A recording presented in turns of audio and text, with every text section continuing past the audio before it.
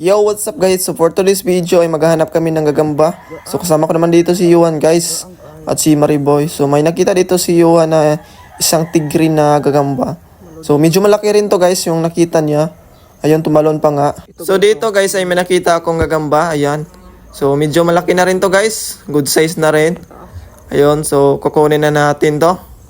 Yun, gumapang pa nga doon sa taas. Ayan. So, hindi na natin to papatagalin guys. Dakmain na natin. At dito ay may nakita akong medyo malaki yung tiyan. Ayun. So, okay na rin yung kanyang galamay. Kaso lang, ang laki niyang tiyan nito guys. So, kailangan ng kunting alaga nito para lumiit lang yung tiyan nito. Ayun. So, kukunin ko na to guys. At dito guys ay may nakita kaming magandang gagamba. Sobrang haba ng galamay nito guys oh. Grabe. So, kukunin na namin. Next ay itong puting gagamba. Yan, sobrang laki ng tiyan ito. So, may kinakain pa siya nga dito guys. Yan, so dakmain na natin to. Next naman ay itong itim na gagamba. So, malaki rin yung tiyan.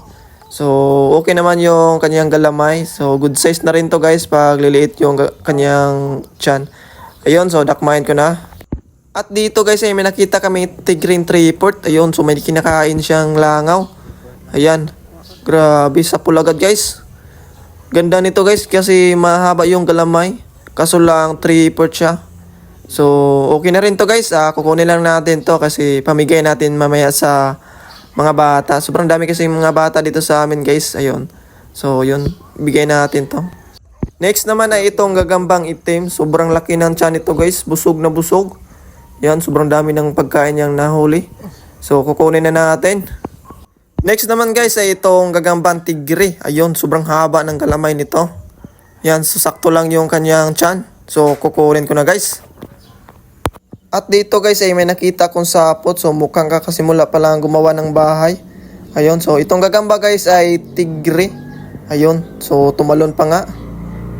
Ayun, so medyo malaki na rin to guys. Good size na rin to.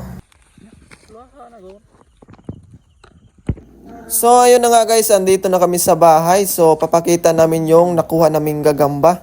So ito na nga pala sila guys. Ayan.